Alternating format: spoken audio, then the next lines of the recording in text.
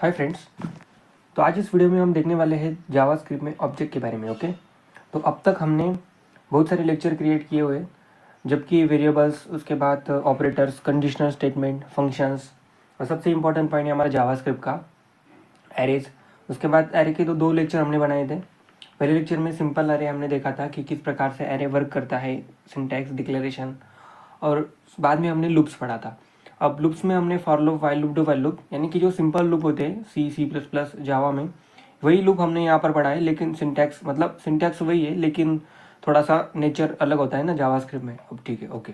अब हम यहाँ पर इस वीडियो में ऑब्जेक्ट के बारे में पढ़ने वाले कि जावास्क्रिप्ट में एट द एंड हमने देखा था कि हमने जब पिछले लेक्चर में क्या देखा था कि किसी भी एरे के जो टाइप हम अगर चेक करते तो वो क्या देता है, हमें ऑब्जेक्ट देता है। अब ऑब्जेक्ट एक ऐसी कंसेप्ट है, अगर आप देखोगे कि जावास्क्रिप्ट के जो फ्रेमवर्क्स है, वेव.js, ओके, एंगुलर.js, उसके बाद रिएक्ट.js, तो ये जो फ्रेमवर्क है वो किस पर काम करते हैं, सारे ऑब्जेक्ट के ऊपर ही काम करते हैं। अगर आपको ऑब्जेक्ट की जो कंसेप्ट है, अगर आपको जो ऑब्जेक्ट की जो कर कंसेप्ट है, अगर वो आपकी क्लियर है, तो आप यहाँ पर आसानी से जावास्क्रिप्ट को यानी कि सीख सकते हो। ओके, तो ऑब्जेक्ट की जो इंटरनल इम्प्लीमेंटेशन है, ऑब्जेक्ट कहाँ स्टोर होता है, उसके बाद उसका जो सिंटैक्स है, हालांकि मैंने यहाँ पर सब पॉइंट यहाँ पर नोट किए हुए कि कौन कौन से पॉइंट आपको सबसे ज़्यादा ज़रूरी है, क्योंकि आप आगे जाकर एडवांस जावास्क्रिप्ट में किसके साथ खेलोगे, एपीआईज के साथ। ठीक है, तो एपीआईज भी क्या करते हैं, रिटर्न क्या करते हैं, हमें अगर कोई भी डाटा हमें चाहिए तो किसी भी, यानी कि हम रिक्वेस्ट जब मारते हैं तब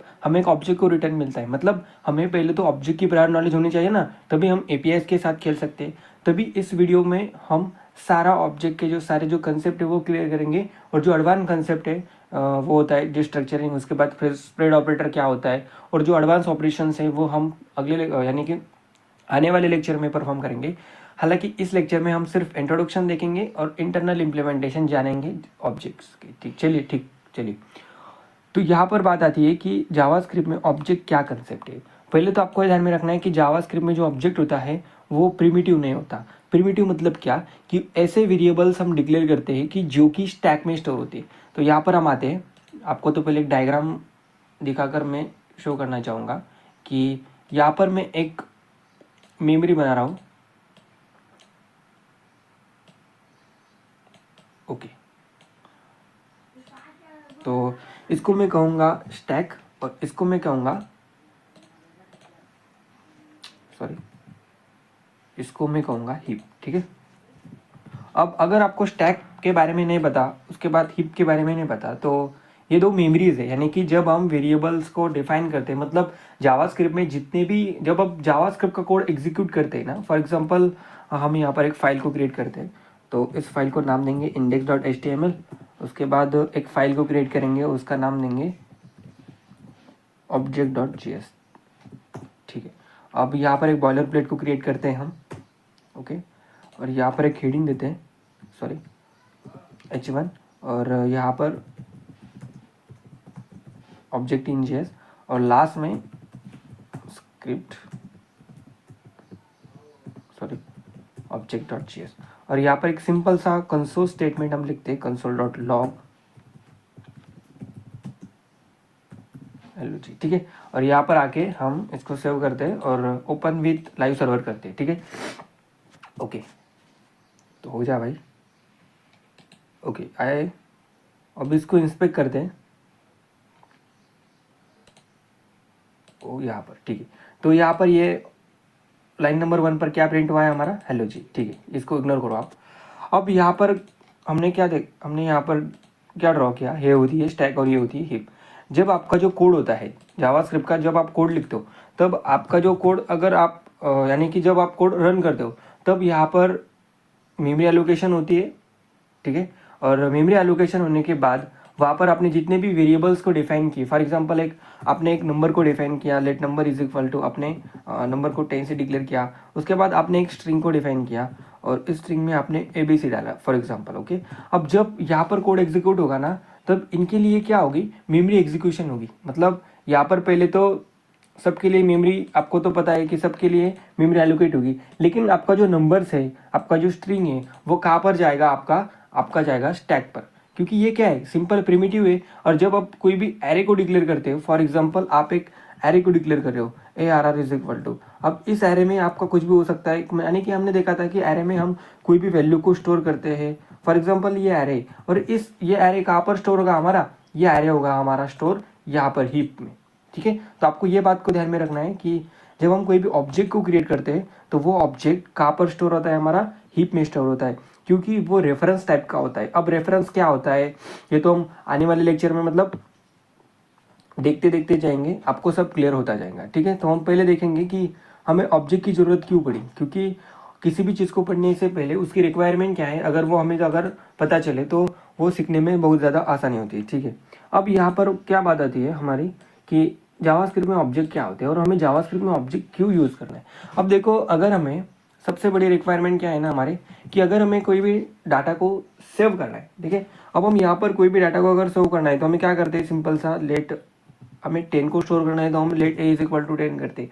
और हमें अगर डिफरेंट टाइप्स ऑफ डाटा को स्टोर करना है तो हम क्या करते हैं, यहाँ पर ARR को, यानी कि मतलब एक एरे को क्रिएट करते हैं। फॉर एग्जांपल मुझे ट्रू को स्टोर करना है, उसके बाद फॉल को स्टोर करना है, उसके बाद मुझे नल को स्टोर करना है, उसके बाद मुझे अनडिफाइंड को स्टोर करना है, उसके बाद मुझे 10 को स्टोर करना है, उसके बाद मुझे यहाँ पर कुछ भी अगर स्टोर करना हो तो मैं यहाँ पर इसके हेल्प से तो कर सकता हूँ, लेकिन मुझे यहाँ पर ऐसा डाटा नहीं स्टोर करना है, मुझे यहाँ पर ऑर्गेनाइज वे में डाटा को क्या करना है, स्टोर करना है। अब ऑर्गेनाइज वे मतलब क्या, कि आप जब अगर रियल लाइफ एग्जांपल में, यानी कि रियल लाइफ में आप अगर रहते हो तब यहाँ पर आपने देखा होता कि ऑब्जेक्ट ओरिएंटेड प्रोग्रामिंग अगर आपको पता है तो वो आप रिलेट कर पाओगे उससे, कि ऑब्जेक्ट ओरिएंटेड प्रोग्रामिंग में हम डायरेक्टली रियल वर्ल्ड से क्या करते हैं, खेलते। मतलब अगर मुझे एक स्टूडेंट की इंफॉर्मेशन स्टोर करनी हो तो पहले मैं क्या देखूंगा कि उस स्टूडेंट की प्रॉपर्टीज कौन कौन सी है। फॉर एग्जाम्पल एक स्टूडेंट है, ओके, एक स्टूडेंट है। अब इस स्टूडेंट की इंफॉर्मेशन अगर मुझे स्टोर करनी है तो मैं किस प्रकार से कर सकता हूँ। अब तक हमने जितनी जावास्क्रिप्ट पढ़ी है उसी हिसाब से हम कैसे कर सकते हैं। फॉर एग्जाम्पल मुझे स्टूडेंट के नेम को स्टोर करना है तो मैं ऐसे स्टोर करूंगा कि ये लो स्टूडेंट का नेम, ठीक है भाई, क्या मैंने किया। अब उसके बाद स्टूडेंट की एज को स्टोर करना है तो मैं एज को स्टोर करूंगा। फॉर एग्जांपल एज है मेरी, फॉर एग्जांपल नहीं है मेरी एज 70, ठीक है। अब यहाँ पर मैंने क्या किया, सिंपल सा, और इसकी आईडी मैंने क्या की, स्टोर की आईडी 1 2 3 4, ठीक है, आप ऐसे समझ सकते हो, ठीक है। तो ये सिंपल सा जितनी भी हमने जावास्क्रिप्ट अब तक पढ़ी है उस हिसाब से हम ऐसे डाटा को स्टोर करते हैं, और इसको हम एरे में डाल देंगे, ओके, इसको हम एरे में डाल देंगे, और उसी प्रकार से हम डाटा को अब तक स्टोर करते आ रहे थे। अब लेकिन इस स्टूडेंट की जो इंफॉर्मेशन है वो हमें ऑर्गेनाइज वे में स्टोर करना है। अब ऑर्गेनाइज वे मतलब क्या, कि ये जो स्टूडेंट है, अगर हमें 10 स्टूडेंट की इंफॉर्मेशन स्टोर करनी हो तो ऐसे ही वेरिएबल को क्रिएट करते जाएंगे, क्या कि नेम 1 हुआ, एज 1 हुई, उसके बाद ID 1 हुई, ठीक है। अब फिर से उसको कॉपी करेंगे और फिर से उसको पेस्ट करेंगे, फिर उसको हम सेम तो नेम तो दे नहीं सकते क्योंकि एरर मारेगा लेट कीवर्ड से, वेर कीवर्ड तो यहाँ पर हम यूज़ नहीं करते, ठीक है। अब यहाँ पर 2 किया, उसके बाद यहाँ पर मैंने ये लिखा, उसकी भी एज है और उसकी ID हमने चेंज कर दी। अब देखो यहाँ पर मुझे पहले स्टूडेंट का इंफॉर्मेशन यहाँ पर मैंने लिखी, ठीक है, पहले स्टूडेंट की मैंने इंफॉर्मेशन लिखी, उसके बाद सेकंड स्टूडेंट की इंफॉर्मेशन मैंने क्या लिखी, नीचे लिखी। अब यहाँ पर ये जो वे है, क्या ये ऑप्टिमाइज वे, ठीक है। हमें अपने कोड को ऑप्टिमाइज क्रिएट करना है। ऑप्टिमाइज मतलब रीडेबल करना है। रीडेबल मतलब क्या, अगर ऐसे 1000 स्टूडेंट हो, क्या हम ऐसे मैन्युअली स्टूडेंट की इंफॉर्मेशन को स्टोर करेंगे, क्या नहीं। तभी हमारा यहाँ पर इंट्रोड्यूस होता है ऑब्जेक्ट्स। अब ऑब्जेक्ट्स हमें यूज क्यों करना है, क्योंकि हमें डाटा को ऑर्गेनाइज वे में मतलब अरेंज करना है, ठीक है। अब इसी प्रॉब्लम को रिजॉल्व करने के लिए हमारा जो ऑब्जेक्ट आता है, अब ऑब्जेक्ट में सबसे इंपॉर्टेंट कंसेप्ट है, ऑब्जेक्ट में जो डाटा को हम जब स्टोर करते हैं वो किस फॉर्म में स्टोर होता है, की वैल्यू पेयर के फॉर्म में हमारा जो डाटा है वो क्या होता है, स्टोर होता है, ठीक है। की वैल्यू पेयर के फॉर्म में हमारा जो डाटा होता है वो ऑब्जेक्ट में क्या होता है, स्टोर होता है, ठीक है। अब यहाँ पर हम ऑब्जेक्ट को कैसे क्रिएट करेंगे, तो आपको कुछ नहीं, आपको ऑब्जेक्ट को क्रिएट करने के लिए कॉन्स्ट का ही यूज़ करना है। हालांकि आप लेट का भी यूज़ कर सकते हो, लेकिन हमने एरे के लेक्चर में क्या देखा था कि जब हमें इस वेरिएबल में कोई भी चेंजेस नहीं करना, यानी कि उस वेरिएबल को चेंज नहीं करना, उस वेरिएबल में आप एरे में तो आप चेंज कर सकते हो। अब देखो, आप इसमें तो चेंज कर सकते हो, लेकिन आप इसमें चेंज करोगे क्या, मतलब ARR में डायरेक्टली आपने दूसरा कोई नंबर डाल दिया, एक ट्रूथ ही फॉल्सी वैल्यू डाल दी, उसके बाद स्ट्रिंग डाल दी, तो ये अच्छा नहीं, अच्छा अप्रोच नहीं है, ठीक है। तो आप क्या करोगे यहाँ पर कॉन्स्ट का यूज़ करके, ओके। तो आपको ध्यान में रखना है कि किसी भी वे ऑब्जेक्ट को अगर आपको डिक्लेयर करना है, फॉर एग्जांपल किसी भी एरे को आपको डिक्लेयर करना है, तो आपको कौन सा कीवर्ड यूज़ करना है, मतलब हाईली रिकमेंडेड है कॉन्स्ट, आप लेट भी यूज़ कर सकते हो, लेकिन आप अगर एक्सीडेंटली उसको बाद में चेंज करते हो तो आपके कोड में क्या आ सकता है, बग आ सकता है, ठीक है। अब यहाँ पर ऑब्जेक्ट को क्रिएट करूँगा, फॉर एग्जाम्पल मैं यहाँ पर क्या लिखता हूँ, ओबीजे लिखता हूँ, ठीक है। अब ओबीजे नहीं, डायरेक्टली स्टूडेंट ही लिखते हैं क्योंकि उसी से ही रिलेट कर पाएंगे आप, ठीक है। स्टूडेंट लिखा, उसके बाद आपको देना है कर्ली ब्रेसेस। अब ये कर्ली ब्रेसेस क्यों देना है, क्योंकि this is syntax of objects, क्योंकि ऑब्जेक्ट को अगर डिक्लेयर करना है तो आपका उसका ब्लॉक बनाना पड़ेगा और उसके ब्लॉक में आपको उसका जो की वैल्यू पेयर्स है वो डिफाइन करना पड़ेगा। फॉर एग्जांपल मुझे यहाँ पर स्टूडेंट का नेम स्टोर करना है, तो यहाँ पर मैं क्या लिखूंगा, नेम लिखूंगा। उसके बाद आपको देना है कोलन, मतलब स्टूडेंट का जो पहली की वैल्यू कौन सी है, की कौन सी है, नेम है, और उसके नेम में आपको देना पड़ेगा ये, मतलब आप कुछ भी दे सकते हो आपके हिसाब से। अगर आपको कोई भी डाटा को स्टोर करना है तो वो आप कर सकते हो। फॉर एग्जाम्पल, और आपको एज को स्टोर करना है, फॉर एग्जाम्पल एज मेरी 70, ठीक है। अब आईडी को स्टोर करना है, तो आईडी है मेरी 1 2 3 4 5, ठीक है। अब ये इंफॉर्मेशन यहाँ पर मैंने ऑब्जेक्ट में स्टोर की। तो सबसे इंपॉर्टेंट पॉइंट आता है हमारा यहाँ पर कि ऑब्जेक्ट का जो सिंटैक्स है वो क्या है। तो ऑब्जेक्ट का सिंटैक्स कोई रॉकेट साइंस नहीं है, आपको सिर्फ यहाँ पर लिखा है कॉन्स्ट, उसके बाद इसका नाम, मतलब ऑब्जेक्ट का नाम, और आपको सबसे हाईली रिकमेंडेड क्या है कि आप कॉन्स्ट कीवर्ड का ही यूज करोगे फ्यूचर में ऑफ इस ऑब्जेक्ट को, यहाँ पर इस ऑब्जेक्ट की जो की वैल्यू पेयर्स है उसको अपडेट करोगे, ना कि इस स्टूडेंट डायरेक्टली इस वेरिएबल को डायरेक्टली आप अपडेट नहीं करोगे, मतलब इस डायरेक्टली इसको चेंज नहीं करोगे ना। हालांकि यहाँ पर देखो, यहाँ पर जब भी कोई डाटा को मैं स्टोर करता हूँ, जब भी कोई डाटा स्ट्रक्चर होता है हमारा, यहाँ पर ही देखो आप, ठीक है। आपकी जो कंसेप्ट है ना, यहाँ पर ही देखिए, आप यहाँ पर एरे में चेंज करोगे, ना कि इस एरे में डायरेक्टली दूसरी वैल्यू डाल देंगे, ठीक है, ओके। तो यहाँ पर मैं सिंपल सा कंसोल करता हूँ, console.log, और यहाँ पर स्टूडेंट करता हूँ, ठीक है। और यहाँ पर हम आके देखेंगे ब्राउजर में कि यहाँ पर मेरा जो ऑब्जेक्ट है वो यहाँ पर क्या हुआ है, प्रिंट हुआ है, ठीक है। यहाँ पर पहली प्रॉपर्टी नेम में, उसके बाद एज आईडी नेम, ठीक है। अब यहाँ पर आप देखोगे कि यहाँ पर हमने नेम एज तो पहले नहीं लिखा था, आईडी तो नीचे लिखी थी, उसके बाद एन, और यहाँ पर देखिए कि ये ऐसा आया। तो ये अल्फ़ाबेटिकल ऑर्डर को सॉर्ट करके, मतलब इस जो मैंने लिखा था ना यहाँ पर एज आईडी नेम, तो इसको अल्फ़ाबेटिकली मतलब अरेंज करता है, ओके, असेंडिंग ऑर्डर में, और आपको यहाँ पर शो करता है, ठीक है। क्योंकि आपको प्रॉब्लम आ सकती है, आप कंफ्यूज हो सकते हो कि यहाँ पर तो मैंने पहले नेम लिखा था, उसके बाद एज, उसके बाद आईडी, और यहाँ पर तो ये गलत दिखा रहा है। तो ये गलत नहीं दिखा रहा है, हालांकि ये क्या करता है, अपने जो अल्फ़ाबेट्स होते हैं उसके अरेंजमेंट करता है और उस हिसाब से वहाँ पर दिखाता है, ठीक। तो हमने यहाँ पर एक सिंपल सा कंसोल किया कि ऑब्जेक्ट को मैंने क्या किया, क्रिएट किया, और यहाँ पर मैंने डिस्प्ले किया। फॉर एग्जाम्पल ये तो मैंने क्या की, स्टूडेंट की इंफॉर्मेशन यहाँ पर स्टोर की। फॉर एग्जाम्पल मुझे एक पर्सन की इंफॉर्मेशन क्या करनी है, स्टोर करनी है, तो वो किस प्रकार से कर सकता हो। तो आपको कोई नहीं, यहाँ पर कॉन्स्ट और यहाँ पर पर्सन, उसके बाद कर्ली ब्रेसेस, उसके बाद पर्सन का जो नेम होगा, पर्सन का नेम में फॉर एग्जांपल ये लिख देता हूँ, उसके बाद उसकी जो एज है वो ये लिख देता हूँ, उसके बाद उसका जो प्रोफेशन है वो क्या लिख देता हूँ मैं, ये लिख देता हूँ। उसके बाद उसकी जो अच्छा ये लिख देता हूँ, ठीक है। अब यहाँ पर आप नंबर ऑफ की वैल्यू पेयर्स ले सकते हो। सबसे इंपॉर्टेंट पॉइंट यहाँ पर कि ये जो होता है ये नेम, तो नेम क्या है, की, ओके, एज क्या है, की है, उसके बाद प्रोफेशन, मतलब प्रोफेशन ये क्या है, की है, और ये जो अपने स्ट्रिंग में वैल्यू लिखी है, नंबर में वैल्यू लिखी है, यानी कि ये स्ट्रिंग में वैल्यू लिखी है, तो इसको हम कहते हैं वैल्यू। मतलब हमारा जो ऑब्जेक्ट होता है उसका जो, मतलब उसके अंदर जो हम डाटा को स्टोर करते हो वो इन द फॉर्म ऑफ की वैल्यू पेयर में स्टोर होता है। पहली बात तो हमारा जो ऑब्जेक्ट होता है वो रेफरेंस टाइप का होता है, ठीक है, रेफरेंस टाइप का होता है, ठीक है। तो आपको ये बात ध्यान में रखना है, क्योंकि ये कहाँ पर स्टोर होता है, आपका हीप में स्टोर होता है। हालांकि आने वाले लेक्चर में, मतलब सीखते सीखते हम क्या सीख जाएंगे कि किस प्रकार से वो डाटा को, मतलब किस प्रकार से ऑब्जेक्ट हमारे हीप में स्टोर होता है, उसकी जो मेमोरी एड्रेस है, मतलब इस सारे कंसेप्ट, कोर कंसेप्ट को हम यहाँ पर क्लियर करेंगे। तो फिलहाल आप ये देख लीजिए कि ऑब्जेक्ट को हम कैसे डिक्लेयर करते हैं और इसको हम किस प्रकार से कंसोल करते हैं और किस प्रकार से वो हमें कंसोल पर दिखता है। ठीक है, अब ये देखिए कि हमने पहले क्या डिक्लेयर किया था, पहले हमने नेम को लिखा था, उसके बाद एज को, उसके बाद प्रोफेशन को। ये देखिए name, as, profession.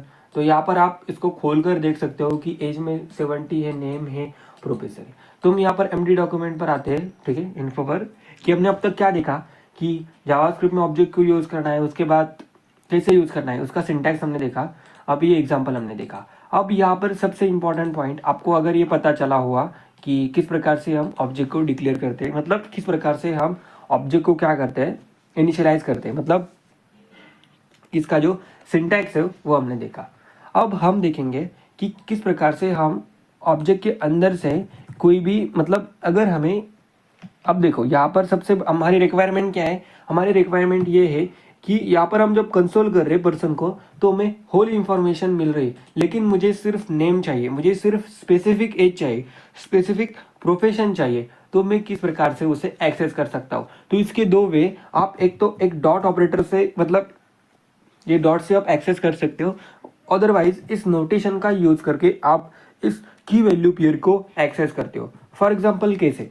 For example मुझे यहाँ पर नेम चाहिए, तो मैं क्या करूँगा, यहाँ पर कंसोल डॉट लॉग, और मुझे यहाँ पर पर्सन की नेम चाहिए, तो मुझे पर्सन डॉट यहाँ पर नेम लिखूंगा। तब यहाँ पर क्या हुआ, इस नेम प्रॉपर्टी को मैं क्या कर रहा हूँ, एक्सेस कर रहा हूँ। अब एक्सेस करना मतलब क्या, कि उस प्रॉपर्टी को रीड करना और उस प्रॉपर्टी को अपडेट करना। अब यहाँ पर मैंने console dot log person dot name किया, और यहाँ पर देखिए जादू कि यहाँ पर पहले तो मैंने कंसोल किया तो ऑब्जेक्ट, तो वो पूरा ऑब्जेक्ट प्रिंट हुआ, लेकिन यहाँ पर मैं कंसोल डॉट नेम किया तो वो डायरेक्टली पर्सन डॉट यहाँ पर नेम, और हमारा क्या मिल रहा है यहाँ पर ही, ये स्ट्रिंग हमें वो रिटर्न कर दे रहा हूँ। तो इस प्रकार से हम क्या करते हैं, किसी भी ऑब्जेक्ट के अंदर से अगर हमें की वैल्यू पेयर को निकालना हो तो हमें डॉट ऑपरेटर का यूज करते हैं। फॉर एग्जाम्पल मैं क्या करना चाहता हूँ, कंसोल, तो इसको तो मैं क्या करता हूँ, फिलहाल कमेंट आउट करता हूँ, कमेंट आउट नहीं, इसको हटा ही देता हूँ मैं, ठीक है। अगर मैं यहाँ पर कंसोल डॉट लॉग करूँ, कंसोल डॉट लॉग करूँ, अब यहाँ पर कंसोल डॉट लॉग करने के बाद मैं यहाँ पर, अगर मुझे यहाँ पर इस पर्सन की एज चाहिए, तो यहाँ पर इस प्रकार से लिख सकता हूँ कि पर्सन की एज मेरी आ जाएगी।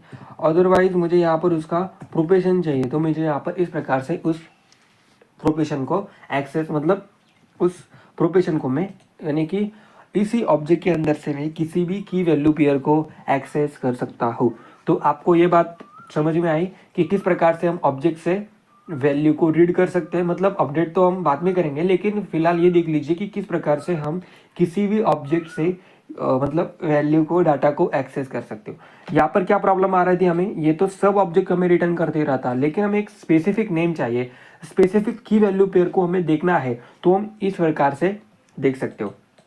ठीक है, अब आपका दूसरा वे क्या आता है, पहले तो आप इस प्रकार से एक्सेस करते हो उसको, दूसरा वे आपका ये आता है, आपको ये नोटेशन का यूज करना है। मतलब क्या, अगर आपको यहाँ पर नेम चाहिए तो आप क्या करोगे यहाँ पर, और ये इंट्रोड्यूस क्यों हुआ, क्योंकि डॉट ऑपरेटर तो पहले से ही है, तो ये नोटेशन की क्या जरूरत है, इस नोटेशन को हमें क्यों यूज करना चाहिए, इसका भी रीजन हम देखेंगे। ठीक है, अब यहाँ पर मैं क्या करता हूँ, मुझे अगर नेम चाहिए तो पर्सन, और यहाँ पर ये नोटेशन लगा दोगे आप, और यहाँ पर आप क्या लिखोगे, नेम लिखोगे। ठीक है, और आप अगर इसको प्रिंट करोगे तो यहाँ पर आपका जो नेम है वो आ जाएगा। तो इस प्रकार से आपको लिखना है, और ये आपको स्ट्रिंग में लिखना है। ठीक है, आपको ये कहाँ पर लिखना है, स्ट्रिंग में लिखना है। हालांकि आप ऐसे भी लिख सकते हो इसे, ठीक है, सॉरी, आप इसको ऐसे भी लिख सकते हो, इस एज को ऐसे भी लिख सकते हो, और इस प्रोफेशन को ऐसे ही लिख सकते हो। हालांकि ये जो फॉर्मेट है वो जेसन फॉर्मेट है, मतलब आप जब जेसन में डाटा को स्टोर करते हो तो इस फॉर्मेट में ऐसा होता है, और अगर आप ऑब्जेक्ट और जेसन में तो फर्क है ना, ठीक है ना, वहाँ पर सब डाटा स्ट्रिंग के फॉर्मेट में होता है, यहाँ पर यानी कि ऑब्जेक्ट जो होता है वो स्ट्रिंग के फॉर्मेट में होता है, यानी कि यहाँ पर जो होता है वो ऐसे भी हम स्टोर कर सकते हो। ठीक है, ओके, तो वही आउटपुट आएगा हमें। अगर हमें यहाँ पर नेम से, ओके, आप ऐसे भी कर सकते हो और ऐसे भी रख सकते हो। ठीक है, अगर मुझे एज चाहिए तो मुझे यहाँ पर ऐसा एज लिखना पड़ेगा। ठीक है, ये दूसरा सिंटैक्स है, तो ये हमारा एज है। तो हमें यहाँ पर क्या सीखने को मिला, पहले तो हम यहाँ पर डॉट ऑपरेटर से एक्सेस कर सकते हो, उसके बाद आप यहाँ पर नोटेशन से, ठीक है, ब्रैकेट नोटेशन, ये जो आपका नोटेशन है वहाँ से आप एक्सेस कर सकते हो। यहाँ पर मैंने दिखाया था कि किस प्रकार, यहाँ से, ठीक है, ब्रैकेट नोटेशन से आप यहाँ पर किसी भी ऑब्जेक्ट के अंदर से जो की वैल्यू पेयर्स है वो आप एक्सेस कर सकते हो। ठीक है, अब देखो यहाँ पर हमने क्या देखा, पहले तो डॉट ऑपरेटर से एक्सेस हो सकता है, उसके बाद ये अगर मुझे प्रोपेशन चाहिए, मतलब सारे की सारी प्रॉपर्टीज मुझे चाहिए, तो वो किस प्रकार से एक्सेस कर सकता हूँ वो देखिए।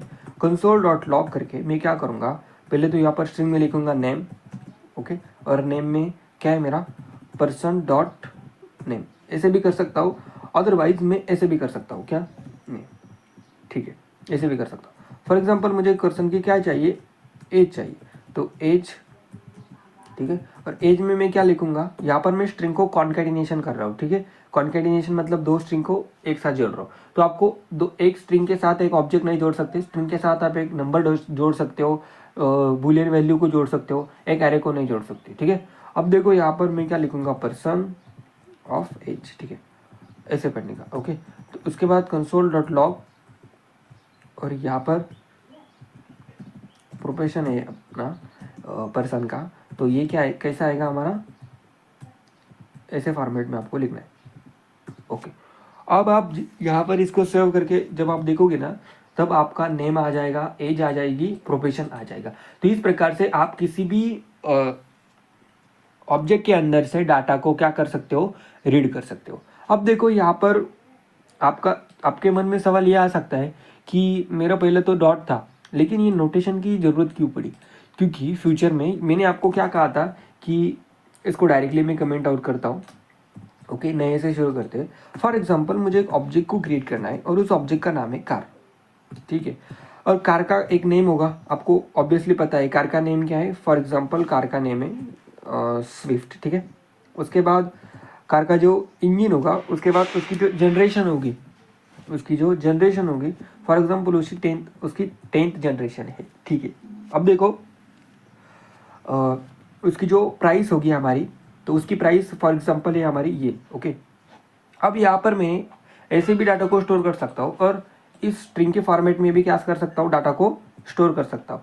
लेकिन आपको पता है जब हमने नेमिंग कन्वेंशन रूल देखा था, कहाँ पर, जब हम वेरिएबल को डिफाइन करते तब हमने नेमिंग कन्वेंशन रूल देखा था कि हम वेरिएबल को डिक्लेयर करते समय डैश का उपयोग नहीं करेंगे, मतलब स्पेशल सिंबल का यूज कभी भी नहीं करेंगे, और जो हमारा स्पेस होता है उसका यूज कभी नहीं करेंगे। तो यहाँ पर हम कर सकते हो, लेकिन अगर आपको वो करना है, मतलब आप यहाँ पर नेम ऐसे लिखोगे, मतलब ये चलेगा, लेकिन यहाँ पर हमने अंडरस्कोर का यूज किया, लेकिन हम ऐसे करोगे तो आपका वो एरर शो करेगा। अब आपको इससे बचना है तो आप इसको क्या कर दो, स्ट्रिंग में रैप कर दो, स्ट्रिंग में रैप कर दो।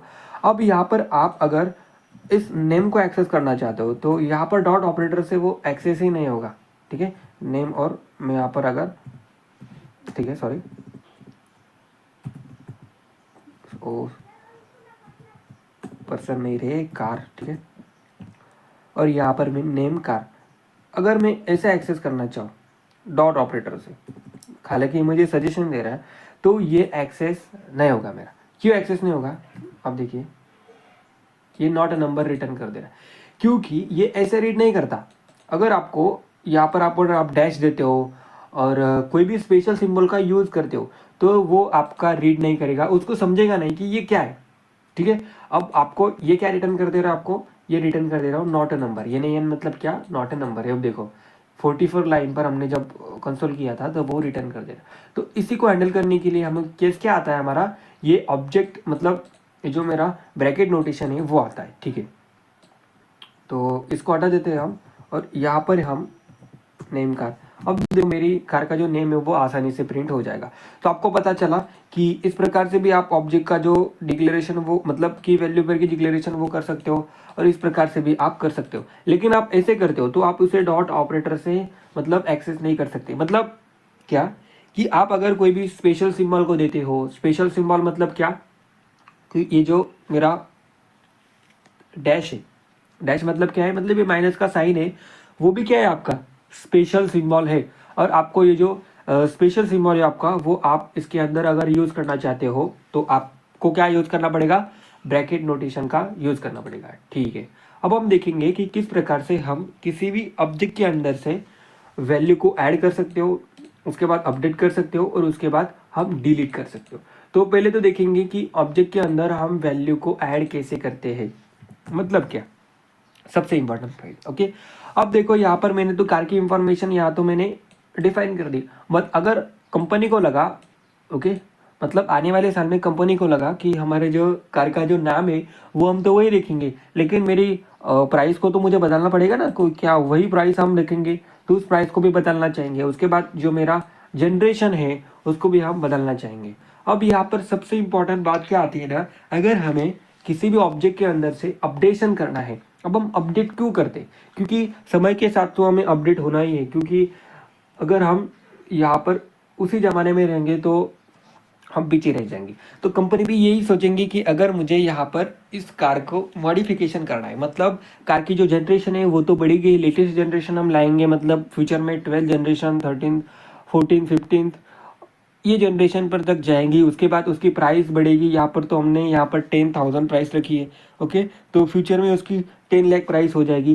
क्या हमें नया ऑब्जेक्ट क्रिएट करने की ज़रूरत है? नहीं। तो इसी ऑब्जेक्ट में हम क्या कर सकते हैं, अपडेट कर सकते हैं। अब अपडेट कैसे करेंगे, आपको ये पता चला कि डॉट ऑपरेटर से और नोटेशन से हम किस प्रकार से करते हैं, ओके, ठीक है। अगर मुझे कार का नेम चेंज करना है तो इससे मैं क्या करता हूँ, फिलहाल नेम रखता हूँ, ओके, नॉट अ कन्फ्यूजन के लिए, ओके। अगर मुझे यहाँ पर क्या करना है, कार का नेम चेंज करना है, ठीक है, तो वो आसानी से कर सकता हूँ, क्योंकि ऑब्जेक्ट क्या प्रदान करता है आपको, क्योंकि पहले तो एक बात में ध्यान में रखिए, हमने यहाँ पर एरे देखा था, एरे इज द म्यूटेबल, मतलब एरे में अगर आप चेंजेस करो, एरे की जो इंडेक्स पर आप जो भी वैल्यू डालते हो, मतलब आप एरे में जब अपडेशन करते हो तो मेन एरे में चेंज होता है, तो हमारा जो कार यानी कि हमारा जो ऑब्जेक्ट है वो भी क्या होता है, हमारा ऑब्जेक्ट ऑल्सो म्यूटेबल, ठीक है। तो हमारा जो ऑब्जेक्ट होता है वो भी म्यूटेबल होता है, क्योंकि अगर हमें ऑब्जेक्ट में अगर हमें चेंज करें, क्योंकि ऑब्जेक्ट में तो हम आसानी से चेंज कर सकते हो, अगर आप ऑब्जेक्ट में चेंज करते हो तो मेन ऑब्जेक्ट जो हमारा मेन ऑब्जेक्ट होता है उसमें भी क्या होता है, हमारा चेंज होता है। अब वो कैसे करेंगे, फॉर एग्जाम्पल मुझे यहाँ पर कार का नेम स्विफ्ट से फॉर्चूनर रखना है, फॉर एग्जाम्पल, ठीक है, आप ऐसे समझ सकते हो कि अब यहाँ पर मैं क्या लिखूंगा, कंसोल डॉट लॉग करके कार करूंगा, ठीक है, और यहाँ पर क्या करूंगा, कंसोल डॉट लॉग करके कार करूंगा, कंसोल डॉट लॉग करके कार नहीं, कंसोल डॉट लॉग करके क्या करूंगा, यहाँ पर कार करूंगा, ठीक है। अब यहाँ पर आप देखिए कि पहले तो पहले मेरा जो ऑब्जेक्ट का जो मतलब नेम क्या था कार का, पहले मेरा कार का नाम था स्विफ्ट, उसके बाद उसकी जनरेशन तो ये तो मैंने चेंज नहीं किया, लेकिन मैंने यहाँ पर ये लाइन लिख कर क्या कर दी, उसको अपडेट कर दिया। मतलब क्या कि ये कार डॉट नेम मैंने यहाँ पर जो मेरा स्विफ्ट से क्या कर दिया, फॉर्च्यूनर कर दिया। अब यहाँ पर ये चेंजेस हमें यहाँ पर दिख रही कि यहाँ पर किस प्रकार से हम किसी भी ऑब्जेक्ट के जो अंदर की जो की वैल्यू पेयर्स को यहाँ पर अपडेट कर सकते हो। फॉर एग्जांपल हमारे जो कंपनी के मालिक है, मतलब ओनर है, उनको क्या लगा कि मुझे इस कार की जो प्राइस है वो चेंज करनी है, तो कंसोल नहीं, तो यहाँ पर कार डॉट में उसकी प्राइस को चेंज करके क्या कर सकता हूँ, मुझे उसकी प्राइस को चेंज करके ये कर देना है, ठीक है, 12,000 कर देना है, ठीक है, तो मतलब 2,000 से क्या करना है, बढ़ाना है। तो यहाँ पर मैं फिर से ये देखूंगा, यहाँ पर क्या हुई, पहले तो उसकी प्राइस क्या थी, 10,000 थी, अब इसकी प्राइस क्या हो गई, इसकी प्राइस हो गई ये, ठीक है। अब इसको खोल कर भी आप देख सकते हो, ठीक है, कोई बात नहीं। अब यहाँ पर प्राइस कितनी है, पहले कितनी थी हमारी प्राइस, पहले हमारी प्राइस थी 10,000, अब हमारी प्राइस कितनी हो गई है, 12,000, ठीक है, क्योंकि हमने यहाँ पर अपडेशन ऑपरेशन को परफॉर्म किया कि किस प्रकार से हम यहाँ पर किसी भी मतलब किसी भी ऑब्जेक्ट के अंदर से वैल्यू को अपडेट कर सकते हैं, ठीक है। उसके बाद यहाँ पर हम डॉट ऑपरेटर से भी उसे क्या कर सकते हैं, ये कर सकते हो, और यहाँ पर हम इसको ऐसे भी कर सकते हैं, ठीक है, कार, ओके। ये तो कंसेप्ट आपको समझ में आ ही गई, ठीक है, कोई भी चेंजेस नहीं आएगा यहाँ पर, ओके। अब यहाँ पर स्पेसिफिकली हमें अगर वैल्यू को देखने की कोशिश करें तो वही इफेक्ट हमें दिखाएगा कि कंसोल डॉट लॉग, पहले तो कार का जो मेरा नेम है वो यहाँ पर फॉर्च्यूनर पेंट हो जाएगा, क्योंकि पहले तो क्या था, स्विफ्ट था, अब यहाँ पर चेंज होके क्या आया, फॉर्च्यूनर आया। मतलब यहाँ पर आपको क्या समझ में आता है कि अगर आपको ऑब्जेक्ट में कोई भी वैल्यू को अपडेट करना है, अब अपडेट करना है मतलब क्या कि उसी वैल्यू को हमें चेंज करना है, चेंज करना है मतलब आप किसी भी ऑब्जेक्ट को मतलब उसी पोजीशन पर रखोगे क्या? नहीं, आप उस वैल्यू को अपडेट भी करना पड़ेगा, क्योंकि आपका जो मतलब ऑब्जेक्ट है वो समय के साथ क्या होगा, बदलता जाएगा। मतलब उसका जो नेम है वो चेंज हो सकता है, जनरेशन चेंज हो सकती है, उसके बाद प्राइस। यहाँ पर भी हमने क्या देखा था, पर्सन की इंफॉर्मेशन। एज तो मेरी चेंज होने ही वाली है, प्रोफेशन क्या पता आर्मी में रिटायर होने के बाद वो दूसरा काम करे, तो ये प्रोफेशन एज है, नेम तो चेंज नहीं होगा, लेकिन बाकी की जो वैल्यूज है ओके पर्सन की, उसके बाद कार की, उसके बाद हमने स्टूडेंट की देखी थी, तो वो चेंज होने वाली है। अगर वो हमें चेंज करनी है तो हमें एक तो डॉट ऑपरेटर से चेंज कर सकते हो, अदरवाइज ये इस नोटेशन से चेंज कर सकते हो। ठीक है, अब यहाँ पर बात आती है, अगर मुझे यहाँ पर इस कार से कोई वैल्यू को डिलीट करना है। अब डिलीट क्यों करेंगे हम, क्योंकि अगर मुझे फ्यूचर में कंपनी को लगा कि यहाँ पर मैं नेम को हटा ही देता हूँ, ठीक है, हालांकि ये सेंस नहीं बना रहा है यहाँ पर, मतलब कंपनी नेम को हटाएगी क्यों, क्योंकि नेम तो कार के लिए चाहिए। फॉर एग्जांपल यहाँ पर एक एक्स्ट्रा फीचर है, जाने दो एक्स्ट्रा फीचर को, यहाँ पर मैं नेम को हटा देता हूँ, ओके कंपनी को जाने दो, मैं ही नेम को हटा देना चाहता हूँ, यानी कि नेम नाम की जो की वैल्यू पेयर है उसको हटा देना चाहता हूँ। तो यहाँ पर पहले तो मैं क्या करूँगा, कंसोल डॉट लॉग करके पहले तो अपनी कार को डिस्प्ले करूंगा कि मेरा जो कार है वो दिखता कैसे। तो कार दिखता ऐसा है कि नेम तो मेरा स्विफ्ट है, उसके बाद जनरेशन ये है। अगर मुझे डिलीट करना है, क्या डिलीट करना है मुझे अगर डिलीट करना है नेम को, नेम मतलब डायरेक्टली की वैल्यू पेयर की हटा देना है, तो वो किस प्रकार से कर सकता हूँ, ध्यान से देखिए। आपको यहाँ पर सबसे इंपॉर्टेंट कीवर्ड आता है आपका डिलीट कीवर्ड। तो आपका ये डिलीट कीवर्ड क्या करता है, आपके ऑब्जेक्ट में जाकर उस वैल्यू को निकाल देता है और निकाल के फेंक देता है। मतलब क्या कि अगर आपको कार में से नेम को निकाल देना है तो डिलीट कार डॉट आप यहाँ पर क्या लिखोगे, नेम लिखोगे, और बूम कि आपका जो नेम है वो यहाँ पर हट चुका है। देखिए आपका जो पहले पहले क्या थी, नेम की वैल्यू पेयर थी, जनरेशन थी, प्राइस थी, अब आपका जो नेम है वो यहाँ पर नहीं रहा, मतलब आपका जो नेम है वो यहाँ पर चला गया। मेरे जो डिलीट कीवर्ड ने यहाँ पर उस नेम को ऑब्जेक्ट में जाकर फेंक दिया। ठीक है, तो इस प्रकार से आप डिलीट कीवर्ड का यूज करके आप क्या कर सकते हो, किसी भी ऑब्जेक्ट के अंदर से कोई भी की वैल्यू पेयर को डायरेक्टली हटा सकते हो। फॉर एग्जांपल मुझे फ्यूचर में लगा कि मुझे यहाँ पर नेम के साथ साथ मुझे क्या करना है, तो आपको ऐसे भी लिख सकते हो और आप ऐसे भी लिख सकते हो, ठीक है, कोई चेंज नहीं आएगा आपका। ठीक है, अब मुझे यहाँ पर लगा कि फ्यूचर में कि मुझे जनरेशन को ही हटा देना है, सॉरी प्राइस को ही हटा देना है। ठीक है, तो कार डॉट यहाँ पर मैं क्या लिखूंगा, प्राइस। ओ देखो, तो यहाँ पर प्राइस भी हट गई, और फ्यूचर में मुझे ऐसा लगा कि मुझे यहाँ पर जनरेशन को भी हटा देना है, क्योंकि कंपनी डूब जा रही है हमारी। और यहाँ पर आप ऐसे भी लिख सकते हो, मैंने कहा था आपको। ठीक है, और आप जैसे इसको रन करोगे तो आपका आउटपुट यहाँ पर एम्प्टी ऑब्जेक्ट आएगा। ठीक है, सबसे इंपॉर्टेंट बात, आपने क्या किया, डिलीट कीवर्ड से सारा का सारा ऑब्जेक्ट को डिलीट कर दिया। पहले तो आपने कार को डिलीट किया, मतलब कार उसका जो नेम की वैल्यू पे है उसको डिलीट किया, उसके बाद उसके प्राइस को डिलीट किया, उसके बाद इस जनरेशन मतलब कार की जो जनरेशन है उसको आपने क्या किया, हटा दिया। अब यहाँ पर एमडी में आते हैं हम कि किस प्रकार से हम यहाँ पर अपडेशन कर सकते हो, डिलीट ऑपरेशन कर सकते हो। लेकिन अब देखो, अपडेट भी हमने देखा कि किस प्रकार से न्यू। अब देखो यहाँ पर सबसे इंपॉर्टेंट बात, अब आपने एक बार ऑब्जेक्ट को क्रिएट किया तो आपको एक ही बार ऑब्जेक्ट को क्रिएट करना है और उसके बाद उस ऑब्जेक्ट के साथ आपको खेलना है। हमने अब तक क्या देखा था, किस प्रकार से हम डिलीट करते हैं, किस प्रकार से हम इस वैल्यू को अपडेट करते हैं। अब यहाँ पर हम देखेंगे किस प्रकार से हम इस ऑब्जेक्ट मतलब इसमें न्यू की वैल्यू पेयर को ऐड कर सकते हैं। न्यू की वैल्यू पेयर मतलब क्या, फ्यूचर में कंपनी को लगा कि मेरी जो कार है उसमें एक प्रॉपर्टी होनी चाहिए। कौन सी प्रॉपर्टी होनी चाहिए आपकी, और फॉर एग्जांपल मुझे ऐसा लगा कि मैं जो कार दे रहा हूँ आपको उसके बाद एक्स्ट्रा फीचर होनी चाहिए। फीचर यहाँ पर मैं डिफाइन करना चाहता हूँ, तो कोई बात नहीं, आप कैसे कर सकते हो, क्या आप फिर से कॉन्स्ट करके फिर से ऑब्जेक्ट बनाओगे क्या, नहीं। तो आप क्या करोगे, यहाँ पर कार डॉट आप उस फीचर का नाम लिखोगे। फॉर एग्जांपल आपका जो फीचर बोल सकते हो, उसके बाद आपका जो गेयर है वो बोल सकते हो, तो कितने गेयर है, तो फॉर एग्जांपल 10 गेयर है मेरे कार, ओके।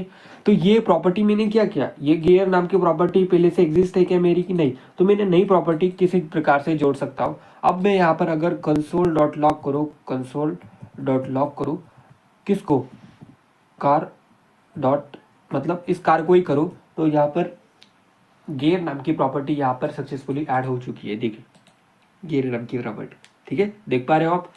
तो इस प्रकार से हम क्या करते हैं, किसी भी न्यू वैल्यू को क्या करते हैं, हम ऐड करते हैं। अब न्यू वैल्यू को आप ऐड क्यों करोगे, क्योंकि कंपनी को फ्यूचर में क्या लगा कि मुझे क्या करना है, किसी न्यू की वैल्यू पेयर को यहाँ पर ऑब्जेक्ट में ऐड करना है। किसी भी वेबसाइट पर आप जब जाते हो तब आप कोई भी यूजर नेम पासवर्ड डालते हो, मतलब क्या कि आप जब किसी भी वेबसाइट पर लॉगिन करते हो तो आपका जो डाटा है वो कहाँ पर स्टोर होता है, आपका जो डाटा है वो डाटाबेस में तो सेव होता है, मतलब वो डाटाबेस में आकर वो डाटाबेस अब जब एपीआई को रिक्वेस्ट मारते हो तो वो ऑब्जेक्ट रिटर्न कर देता है। अब जब हमें कोई भी की वैल्यू पेयर को जोड़ना हो, वहां पर कोई भी एक कंपनी को लगा कि ये कॉलम हमें जोड़ना है, तो वो किस हिसाब से जोड़ोगे, आप ऑब्जेक्ट के हिसाब से ही जोड़ोगे ना। तो यही इंपॉर्टेंट पॉइंट है हमारा कि किस प्रकार से हम ऑब्जेक्ट के अंदर जाकर इस ऑब्जेक्ट में हम नई की वैल्यू पेयर को जोड़ सकते हो, ठीक है। ओके, तो ये हमने देखा किस प्रकार से जोड़ सकते हो। तो आप ऐसे भी जोड़ सकते हो, और आप अगर चाहो तो अगर मैं कंसोल कार ऐसे भी, अगर मुझे न्यू नेम देना है, फॉर एग्जांपल न्यू नेम सब, ओके, और इसको मैं कार्स मतलब कैटेगरी अगर मैं देना चाहता हूँ, ठीक है, ये देखिए कैटेगरी मेरा ऐड हो गया है, ठीक है। अब इस प्रकार से ओके, अब यहाँ पर एमडी में चलते हैं, मतलब फाइल में चलते हैं, हमारे यहाँ पर देखते हैं।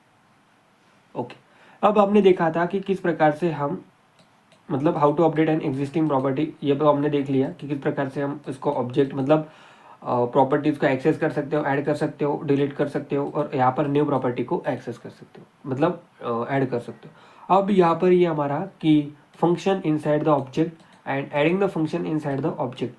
अब जब आप ऑब्जेक्ट ओरिएंटेड प्रोग्रामिंग में काम करते हो तो आप फंक्शन को मतलब जो फंक्शंस होते हैं उसको फंक्शन नहीं बोलते, तो आपको उसको बोलना पड़ता है मेथड्स। तो आपको एक बात ध्यान में रखनी है, जब आप कोई भी ऑब्जेक्ट के ऊपर काम कर रहे हो, ऑब्जेक्ट के अंदर मेथड मतलब ऑब्जेक्ट के अंदर कोई भी फंक्शन आप डिफाइन कर रहे हो, तो उसको फंक्शन नहीं बोलने का, उसको बोलने का मेरा मेथड्स। तो ऑब्जेक्ट के जो मेथड्स है, ऑब्जेक्ट के अंदर हम मेथड्स किस प्रकार से डिफाइन कर सकते हो। और ये जो पार्ट है ना वो एडवांस में आता है, मतलब क्या कि दिस कीवर्ड क्या होता है, और जो मेरा एरो फंक्शन होता है, जब हमने फंक्शन के बारे में पढ़ा था कि एरो फंक्शंस होता है, उसके बाद सिंपल हम एनोनिमस फंक्शन को क्रिएट करते हैं। तो ये जो फंक्शंस है वो हम ऑब्जेक्ट में भी क्रिएट कर सकते हो, हाँ ऑब्जेक्ट में भी आप ये क्रिएट कर सकते हो। अब वो कैसे क्रिएट करेंगे हम वो देखते हैं, ठीक है। अब हम फंक्शन को ऑब्जेक्ट में कैसे क्रिएट करते हैं वो देखते हैं, ठीक है।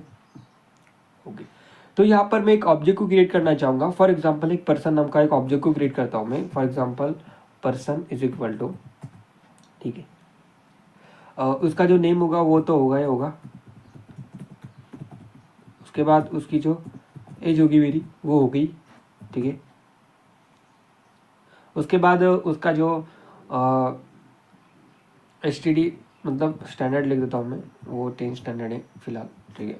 अब यहाँ पर मुझे फंक्शन क्रिएट करना है, तो आपको पता है कि अब आप एक ध्यान में रखिए एक प्रॉपर्टी, मतलब मैं जो अब लाइन कहने जा रहा हूँ सबसे इम्पोर्टेंट लाइन है आपकी, कि अगर आपको, ठीक है, सबसे इम्पोर्टेंट है, अगर आप यहाँ पर जावास्क्रिप्ट में ऑब्जेक्ट में कोई भी वैल्यू को स्टोर कर सकते हो, वो आप एक ऑब्जेक्ट में मतलब एक ऑब्जेक्ट में आप एक ऑब्जेक्ट को स्टोर कर सकते हो, आप एक एरे को स्टोर कर सकते हो, आप एक नंबर को स्टोर कर सकते हो, आप एक स्ट्रिंग को स्टोर कर सकते हो, ठीक है, स्ट्रिंग। उसके बाद आप यहाँ पर एक फंक्शन को स्टोर कर सकते हो, यहाँ पर आप एक बुलियन वैल्यू को स्टोर कर सकते हो। ये सारे वैल्यूज आप जो चाहे वो ऑब्जेक्ट में स्टोर कर सकते हो। आपने देखा अब तक हमने क्या किया था, हमने सिर्फ यहाँ पर एक नेम को स्टोर किया था, मतलब एक स्ट्रिंग टाइप की वैल्यू को स्टोर किया था, और एक नंबर टाइप की वैल्यू को स्टोर किया था। लेकिन आप यहाँ पर object, array, number, string, function और बुलियन, मतलब ये सारे जो अब मैंने ये नाम लिखे, इस सारे को आप यहाँ पर ऑब्जेक्ट में स्टोर कर सकते हो। हालांकि एक ऑब्जेक्ट में आप नेस्टेड ऑब्जेक्ट मतलब अंदर भी एक ऑब्जेक्ट को स्टोर कर सकते हो, उसके अंदर भी एक ऑब्जेक्ट को, मतलब आप नेस्टेड जितनी वर्दी चाहो उतने सेंस जब तक हमारा बना रहता है तब तक हम स्टोर कर सकते हो, ठीक है। एरे में भी स्टोर कर सकते हो, उसके बाद नंबर भी सेव कर सकते हो, उसके बाद स्ट्रिंग भी, उसके बाद फंक्शन भी, उसके बाद बूलियन वैल्यू भी, जो मर्जी चाहो आप यहाँ पर स्टोर कर सकते हो। लेकिन आपको उसको की देनी पड़ेगी, और वो की देने के बाद, कोलन लिखने के बाद जो भी आप स्टोर करना चाहते हो वो। अगर मुझे यहाँ पर एक फंक्शन को स्टोर करना है, फंक्शन को कैसे स्टोर करेंगे हम? फॉर एग्जाम्पल यहाँ पर मैं क्या करता हूँ, फंक्शन को स्टोर करना चाहता हूँ, तो यहाँ पर आपको फंक्शन का नाम कोई भी लिख सकते हो। फॉर एग्जाम्पल मेरा जो नाम है विजय फंक्शन, ये लिखूंगा मैं। की वैल्यू पेयर है मेरी, कोई भी लिख सकता हूँ, क्योंकि की वैल्यू पेयर तो यूजर डिफाइन होती है ना, ठीक है। अब यहाँ पर मैं क्या लिखूंगा, फंक्शन। तो फंक्शन तो इस प्रकार से भी लिख सकता हूँ, और फंक्शन इस प्रकार से भी लिख सकता हूँ, ठीक है। अब यहाँ पर मैं सिंपल सा कंसोल डॉट लॉग करके क्या करूंगा, hello I am a function inside the person object, ठीक है। अब ये फंक्शन मैंने क्या कर दिया, यहाँ पर डिफाइन कर दिया। अब देखो यहाँ पर इस फंक्शन को मैं कैसे कॉल करूंगा, आपको पता है? क्या पता है? इतना तो सेंस हमें आ ही गया है कि किस पर्सन को, मतलब यहाँ पर जो फंक्शन है उसको कॉल कैसे करेगी, ठीक है। तो पर्सन डॉट विजय फंक्शन और ऐसे कॉल कर देंगे, ठीक है। आया हमारा, ठीक है। क्या आया, hello I am a function inside the person object, ठीक है। ये तो आपको पता चल गया कि किस प्रकार से हम फंक्शन को स्टोर कर सकते हो, ठीक है। तब यहाँ पर एरो फंक्शन को भी यहाँ पर आप स्टोर कर सकते हो, लेकिन इस फंक्शन में और एरो फंक्शन में जमीन आसमान का फर्क होता है। हालांकि काम तो सेम ही करते हैं, मतलब आपका जो दिस कीवर्ड है वो तो हम अगले लेक्चर में देखेंगे कि किस प्रकार से दिस कीवर्ड यूज करता है। इतनी कॉम्प्लेक्स में यहाँ पर मैं नहीं जाऊँगा, क्योंकि ये जो लेक्चर है वो सिंपल लेक्चर है। सिंपल लेक्चर मतलब ऑब्जेक्ट के बारे में जानकारी है, मतलब ऑब्जेक्ट के अंदर किस प्रकार से अपडेट, मतलब इंटरनल इम्प्लीमेंटेशन है थोड़ी सी। ये जो एडवांस कंसेप्ट है दिस कीवर्ड वो वगैरह वो हम आगे देखेंगे, ठीक है। तो आप ये भी कर सकते हो, ठीक है। और आप एरो फंक्शन को भी डिफाइन कर सकते हो, वही उत्तर हमें देगा, मतलब आंसर वही हमें देगा, ओके, ठीक है। ये देखिए, अब अगर हमें दूसरा फंक्शन को क्रिएट करना चाहो तो वो किस प्रकार से हम कर सकते हैं। फॉर एग्जाम्पल ये जो फंक्शन है, ऐड नाम का एक फंक्शन मैंने क्रिएट किया। अब ऐड नाम का फंक्शन ही है मेरा, उसके बाद ये जो फंक्शन है वो दो आर्गुमेंट लेता है, और एक ए और बी, और वो क्या रिटर्न कर देता है हमारा, सॉरी, रिटर्न क्या कर देता है हमारा, ए और बी वो रिटर्न कर देता है। फॉर एग्जाम्पल यहाँ पर इसको हम क्या करते हैं, कमेंट आउट करते हैं, और इसको भी हम कमेंट आउट करते हैं, और एक ऑब्जेक्ट को हम क्रिएट करते हैं कॉन्स्ट। उसके बाद आपकी क्लियरिटी होगी वो बढ़ जाएगी। तो मैथ नाम के ऑब्जेक्ट को हम क्रिएट करते हैं, ठीक है। तो ये वाला मैथ मत यूज़ कर देना, क्योंकि यूज़ करके भी चलेगा, क्योंकि ये प्रीडिफाइन है। तो मैं यहाँ पर सिंपल केस में करता हूँ, ठीक है। तो यहाँ पर मेरी जो पाई की वैल्यू होगी वो होगी 3.1415। उसके बाद मैं एक ऐड नाम का फंक्शन क्रिएट करता हूँ। ऐड नाम का फंक्शन क्या करेगा, मेरा दो आर्गुमेंट लेगा, ठीक है। तो ये स्पेसिफिक कैलकुलेट करके दे रहा है। तो इसका ऑब्जेक्ट का यूज केस आपको बता दे रहा हूँ कि ऑब्जेक्ट किस प्रकार से काम में आते हैं हमारे, ठीक है, ओके। तो यहाँ पर ये दो आर्गुमेंट लेगा, ए कॉमा बी, उसके बाद ये रिटर्न कर देगा ए प्लस बी, ठीक है भाई, रिटर्न कर देगा। उसके बाद मेरा जो सब्ट्रैक्शन नाम का फंक्शन मैंने क्रिएट किया, वो फंक्शन मैं ऐसे क्रिएट करता हूँ, ठीक है, वो भी रिटर्न कर देगा कुछ ना कुछ। ये लेता है दो आर्गुमेंट ए कॉमा बी, ठीक है, और ये ए माइनस बी मैंने कर दिया, ठीक है भाई। उसके बाद एक दूसरा एक फंक्शन को क्रिएट करते हैं हम, ऐड सब्ट्रैक्ट लिखा, ओके। उसके बाद एक मल्टीप्लिकेशन नाम का एक फंक्शन को क्रिएट करते हैं, इसको ऐसे क्रिएट करते हैं, और ये जो लेता है वो दो आर्गुमेंट लेता है ए कॉमा बी। उसके बाद वो भी क्या करता है, रिटर्न कर देता है। हालांकि आप यहाँ पर भी प्रिंट कर सकते हो, लेकिन अगर आपको रिटर्न करना, मतलब रिटर्न करना है तो आप रिटर्न भी कर सकते हो, तो ए इंटू बी, ठीक है। अगर मुझे डिवीजन के केस में जाना है, डिवीजन, तो डिव मतलब ये ऐसा, और यहाँ पर मुझे ऐसा फंक्शन लिखना है, ठीक है। अब अगर ये भी क्या करता है, दो आर्गुमेंट लेता है ए कॉमा बी, और ये भी क्या करता है, रिटर्न कर देता है, क्या रिटर्न कर देता है मेरा, ए डिवाइड बाय बी। तो इस प्रकार से आप कर सकते हो। और एक फॉर एग्जांपल एक यस क्यू आर टी नाम का एक फंक्शन है मेरा। तो ये फंक्शन क्या करता है मेरा, ये फंक्शन मेरा किसी भी नंबर का क्या करता है, स्क्वायर को रिटर्न कर देता है। तो रिटर्न क्या करूँगा मैं, ए, तो ठीक है, ऐसे भी कर सकते हो और ए इंटू ए भी कर सकते हो, कोई बात नहीं, ठीक है। अब देखो यहाँ पर मैंने एक ऑब्जेक्ट को डिफाइन किया। फिलहाल तो एक ऑब्जेक्ट को मैं क्या करता हूँ, कंसोल करता हूँ कि ये ऑब्जेक्ट मेरा दिख कैसे रहा है, ठीक है, ओके। और इसको यहाँ पर फॉर्मेट डॉक्यूमेंट भी करता हूँ, ओके। तो ये कर दिया है मैंने कि यहाँ पर एक पाई की वैल्यू को डिफाइन कर दिया, उसके बाद ऐड नाम का फंक्शन किया, सब्ट्रैक्शन नाम का फंक्शन किया, उसके बाद मैंने मल्टीप्लिकेशन नाम का फंक्शन किया, और उसके बाद मैंने डिवीजन नाम का फंक्शन किया, और उसके बाद मैंने SQRT मतलब मैं स्क्वायर जब निकालता हूँ उसका फंक्शन लिया, ठीक है। अब मैं मैथ ऑब्जेक्ट को जैसे ही प्रिंट करना चाहूँगा, इसको सेव करना पड़ेगा मुझे, ओके। अब देखो यहाँ पर मैंने ऐड नाम का फंक्शन क्रिएट किया था, ड्यू नाम का फंक्शन मतलब डिवीजन नाम का फंक्शन है मेरा, ठीक है। उसके बाद है मेरा मल्टीप्लिकेशन नाम का फंक्शन, इसको मुझे क्लोज करना पड़ेगा। उसके बाद पाई की वैल्यू मैंने डिफाइन की थी, उसके बाद SQRT ये फंक्शन है और ये फंक्शन है। तो ये सारे फंक्शन मैंने यहाँ पर डिफाइन कर दिए। अब उसे यूज़ कैसे करना है, अब ऐसे यूज़ किस प्रकार से आप कर सकते हो, ठीक है। अब आप कंसोल डॉट लॉग करोगे, कंसोल, क्योंकि कोई भी फंक्शन अगर कोई भी वैल्यू को रिटर्न कर दे रहे हो तो आप उसको कंसोल तो कर सकते हो ना, ठीक है, ओके। अब अगर आप कंसोल डॉट लॉग करके, कंसोल डॉट लॉग करके अगर आप यहाँ पर पाई की वैल्यू को जानना चाहते हो, पाई की वैल्यू को लाना चाहते हो, तो मैथ डॉट आप यहाँ पर ऑब्वियसली पाई कर सकते हो, ठीक है। अब यहाँ पर आपको पाई की वैल्यू मिल जाएगी, लेकिन आपको ये फंक्शन को एक्सेस करना है सब्ट्रैक्शन नाम का, तो आप किस प्रकार से कर सकते हो, यहाँ पर लिखोगे सब, और यहाँ पर ये दो आर्गुमेंट को चाहेगा। अगर ये आर्गुमेंट आप नहीं दोगे तो ये आपको डॉट अ नंबर को रिटर्न कर देगा। ये डॉट अ नंबर को क्यों रिटर्न कर दे रहा है, क्योंकि आपने यहाँ पर तो लिखा था ऑब्जेक्ट क्रिएट करने के यानी कि साथ कि आप यहाँ पर दो आर्गुमेंट दोगे, और यहाँ पर आपने कोई भी आर्गुमेंट यहाँ पर पास नहीं किया। अगर आपकी C और C++ होती तो आपको वो डायरेक्टली एरर फेंक देती, लेकिन हमारी जावास्क्रिप्ट यूज़र फ्रेंडली है, मतलब वो समझ लेती है, मतलब अपना ही आदमी है, ठीक है। अगर आप यहाँ पर 10 और 5 को पास कर देते हो तो आपका आंसर क्या आएगा, यहाँ पर 5 आ जाएगा ऑब्वियसली, ठीक है।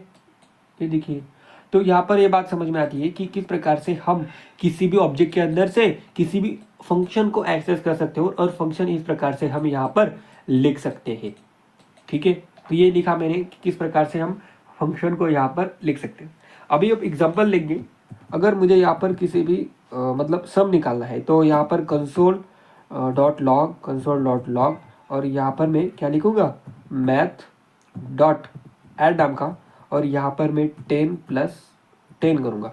तो यहाँ पर क्या आ जाएगा हमारा 10, ओ ये क्या है, सॉरी 10+10 नहीं, 10,10 ना, तो वो कर देगा, ठीक है। तो यहाँ पर मेरा आंसर क्या आया, 20 आया। तो फिलहाल इसको मैं कमेंट आउट कर देता हूँ। अगर मुझे स्क्वायर चाहिए किसी भी चीज़ का, अगर मुझे स्क्वायर चाहिए तो मैं क्या करूँगा, कंसोल करूँगा, कंसोल करूँगा, और यहाँ पर मैथ डॉट SQRT, और यहाँ पर मुझे अगर 5 का स्क्वायर चाहिए तो मुझे 5 का स्क्वायर यहाँ पर मिल जाएगा। मतलब इस प्रकार से हम किसी भी ऑब्जेक्ट के अंदर से फंक्शन को इस प्रकार से डिफाइन कर सकते हो, और इस प्रकार से हम उसे एक्सेस कर सकते हो, आर्गुमेंट आप पास कर सकते हो। अब यहाँ पर एक कंसेप्ट आती है दिस कीवर्ड की, वो हम अगले लेक्चर में देखेंगे, मतलब आने वाले लेक्चर में देखेंगे जब हम थोड़ा सा एडवांस कंसेप्ट में जाएंगे, ठीक है। तो फिलहाल आप ये समझ लीजिए कि किस प्रकार से हम किसी भी ऑब्जेक्ट के अंदर से, किसी भी ऑब्जेक्ट के अंदर हमें अगर कोई भी फंक्शन को स्टोर करना है तो वो किस प्रकार से कर सकते हो। एरो फंक्शन भी स्टोर कर सकते हो, और एक ये फंक्शन भी। तो इस फंक्शन को आप कैसे लिख सकते हो ना, सबसे इंपॉर्टेंट है, अगर आपको पता है कि ये एक वैल्यू को रिटर्न कर दे रहा है तो A इंटू बी ऐसे भी लिख सकते हो, ठीक है। ये शॉर्टकट है आपका, ठीक है। तो आप ऐसे भी लिख सकते हो, ऐसे भी लिखा तो भी चलेगा, मतलब ऐसे भी लिखा तो भी चलेगा, और ये शॉर्टकट फॉलो किया तो भी चलेगा, कोई बात नहीं, ठीक है। तो ये थोड़ा सा एडवांस है, मतलब अगर आपको ज़्यादा यूज़र फ्रेंडली है जावास्क्रिप्ट के साथ, मतलब आपकी ज़्यादा प्रैक्टिस है, मतलब ये नहीं कह रहा हूँ मैं कि आप शॉर्टकट मतलब कम से कम लाइन में कोड करना चाहते हो और आउटपुट अच्छा करना चाहते हो, मतलब एक वेबसाइट है उसका कोड 10 लाइन का है, और दूसरी वेबसाइट है वही वेबसाइट है ऐसे ही है तो 1000 लाइन की है, तो वो सबसे ऑप्टिमाइज कोड कौन सा होगा, वो कम कोड वाला। तो आपको ऑप्टिमाइज कोड लिखना है, ना कि आपको गधों के जैसा मतलब ज़्यादा से ज़्यादा मजदूरी वाला काम करना है। आपको स्मार्ट वर्क करना है, मतलब स्मार्ट कोड लिखना है। एक कोड है 10 लाइन का और एक कोड है 1000 लाइन का, 1000 लाइन का कोड वही कर रहा है और 10 लाइन का कोड वही कर रहा है, तो सबसे ऑप्टिमाइज कोड कौन सा होगा, स्मूथली कौन सा चलेगा, 10 लाइन वाला, तो आपको यही फॉलो करना है, आपको कोड बढ़ाना नहीं है, उस कोड को रिड्यूस कैसे कर सकते हो फंक्शन के हिसाब से ऑब्जेक्ट क्रिएट करके, मतलब सारी टेक्नोलॉजीज नहीं कर सकता, सारे कोर कंसेप्ट को यूज करके हम हमारा कोड ऑप्टिमाइज करेंगे, ठीक है। ओके, तो अब हम देखेंगे कि किस प्रकार से हम यहाँ पर, अब तक हमने यहाँ पर ऑब्जेक्ट के बारे में देखा, किस प्रकार से ऑब्जेक्ट को स्टोर कर सकते हैं। ओके, अब हम यहाँ पर देखेंगे किस प्रकार से हम एरे को स्टोर कर सकते हो। ओके, ऑब्जेक्ट के अंदर एरे को किस प्रकार से हम स्टोर कर सकते हो। फॉर एग्जाम्पल, मैंने एक ऑब्जेक्ट को क्रिएट किया, const OBJ is equal to, और उस ऑब्जेक्ट में मैं एक एरे को स्टोर करना चाहता हूँ, तो किस प्रकार से कर सकता हूँ। तो आपको सिंपल कुछ नहीं, मैंने क्या लिखा, मैंने क्या बताया था आपको कि की का नाम लिखो, और जो आपको स्टोर करना है, एक फंक्शन को स्टोर करना है फंक्शन लिखो, आपको एक ट्रू वैल्यू को स्टोर करना है ट्रू लिखो, आपको एक फाल्स को स्टोर करना है फाल्स लिखो, आपको एक नंबर को सेव करना है नंबर लिखो, आप चाहो तो स्ट्रिंग लिखो, कोई भी लिखो, आप चाहे तो एक एरे भी यहाँ पर लिख सकते हो, 1 2 3 4 5 6 7 8, ऐसा, ठीक है। अब ये तो आपको लगाना नहीं है, कॉमा लगाना है, और आप अगर यहाँ पर कंसोल करके ऑब्जेक्ट को लिखोगे, console.log, अगर आप यहाँ पर ऑब्जेक्ट को देखोगे तो यहाँ पर आपका ऑब्जेक्ट यहाँ पर प्रिंट हो जाएगा, ठीक है। ARR का अंदर ये है, और उस ऑब्जेक्ट को, इस एरे को आप यहाँ पर ऐसे प्रिंट कर सकते हो। ओबीजे को आपने तो प्रिंट किया, तो ARR, ठीक है, आपका ये आ जाएगा, ठीक है, 1 2 3 4। ओके, तो इस प्रकार से, क्योंकि आपका जो एरे होता है वो एट द एंड एक ऑब्जेक्ट ही होता है, और सबसे इंपॉर्टेंट आपका जो डॉम है, मतलब document object model, browser object model, सब ऑब्जेक्ट ही होते हैं आपके। जब हम डॉम मोनिपलाइजेशन पढ़ेंगे, मतलब डॉम के साथ खेलेंगे, तब हम देखेंगे कि ऑब्जेक्ट की सबसे ज़्यादा ज़रूरत है वहाँ पर, ठीक है। अब हमें क्या पता चला कि ऑब्जेक्ट में हम हर तरह की वैल्यू को क्या कर सकते हैं, सेव कर सकते हैं। अब हमने ये तो देख लिया, मतलब अब हम देखेंगे कि हम किस प्रकार से, ओके, इटरेट के बारे में तो, मतलब लूपिंग के बारे में तो हम बाद में देखेंगे, मतलब किस प्रकार से हम लूप के हिसाब से, मतलब लूप लगाकर ऑब्जेक्ट को के साथ इटरेट करेंगे, लेकिन फिलहाल हम ऑब्जेक्ट की कोर कंसेप्ट के ऊपर फोकस करें। अब यहाँ पर अगर मुझे ऑब्जेक्ट के अंदर एक ऑब्जेक्ट को स्टोर करना है, तो वो किस प्रकार से मैं कर सकता हूँ, ठीक है। तो मुझे क्या करना है, यहाँ पर एक कॉन्स्ट, मैंने एक ऑब्जेक्ट को क्रिएट किया, कॉन्स्ट ओबीजे को क्रिएट किया, और यहाँ पर मैं उस ऑब्जेक्ट को नेम देना चाहता हूँ। फॉर एग्जांपल मेरा ऑब्जेक्ट 1, ठीक है, ये मेरा ऑब्जेक्ट को नेम दिया, और एग्जांपल मैं यहाँ पर ऑब्जेक्ट में क्या करना चाहता हूँ, सॉरी, ओके, तो यहाँ पर मैं ऑब्जेक्ट को नाम देता हूँ ऑब्जेक्ट 1। उसके बाद मैं ऑब्जेक्ट के अंदर ही एक ऑब्जेक्ट को स्टोर करना चाहता हूँ, तो मैं क्या करूँगा, यहाँ पर इसको नाम दूंगा नेस्टेड ओबीजे, और यहाँ पर मैं क्या करूँगा, फिर से एक ऑब्जेक्ट को स्टोर कर सकता हूँ, और इसका जो नेम है वो दूसरा दूंगा। फॉर एग्जांपल यहाँ पर मैं एक एरे को स्टोर करना चाहूँगा, 1 2 3 4 5 6 7, ओ सॉरी, कॉमा तो देना भूल गया मैं, 3 4 5, ठीक है, ऐसे। ओके, अब देखो, अगर मैं इसको प्रिंट करना चाहूँ console.log और ओबीजे को, तो यहाँ पर मेरा आउटपुट सुंदर सा आ जाएगा कि आपका जो ऑब्जेक्ट है, उसके बाद नेम प्रॉपर्टी है और एक नेस्टेड ऑब्जेक्ट है, और इस ऑब्जेक्ट में भी हम यहाँ पर एक ऑब्जेक्ट को स्टोर कर सकते हैं। फॉर एग्जांपल मुझे एक नेस्टेड एक दूसरा ऑब्जेक्ट को स्टोर करना है, और उसका नाम कर देता हूँ मैं नेस्टेड टू ओबीजे, और यहाँ पर फिर से मैं एक ऑब्जेक्ट को क्या कर रहा हूँ, स्टोर कर रहा हूँ, और यहाँ पर मैं क्या करता हूँ, एक की वैल्यू पेयर की लिखता हूँ। फॉर एग्जांपल एक फंक्शन को डिफाइन करता हूँ, ओके, और इसमें लिखता हूँ console.log करके, ठीक है। क्या लिखूंगा यहाँ पर, hello I am nested objects function. अब यहाँ पर मैंने ऐसा क्रिएट किया। अब यहाँ पर क्या बात आती है, हालांकि ये सेंस यहाँ पर नहीं बना रहा है, लेकिन आपको कंसेप्ट है वो क्लियर हो जाएगी कि किस प्रकार से आप ऑब्जेक्ट के अंदर भी एक ऑब्जेक्ट ले सकते हो, उसके अंदर भी एक ऑब्जेक्ट ले सकते हो, और उसके अंदर भी एक फंक्शन को हम यहाँ पर डिफाइन कर सकते हैं। किस प्रकार से, ये देखिए, अगर मुझे एक फंक्शन को एक्सेस करना हो तो वो किस प्रकार से मैं कर सकता हूँ, जाने दो। मुझे यहाँ पर एक इस नेस्टेड ऑब्जेक्ट को एक्सेस करना है तो वो किस प्रकार से कर सकता हूँ। आपको कंसोल लिखना है,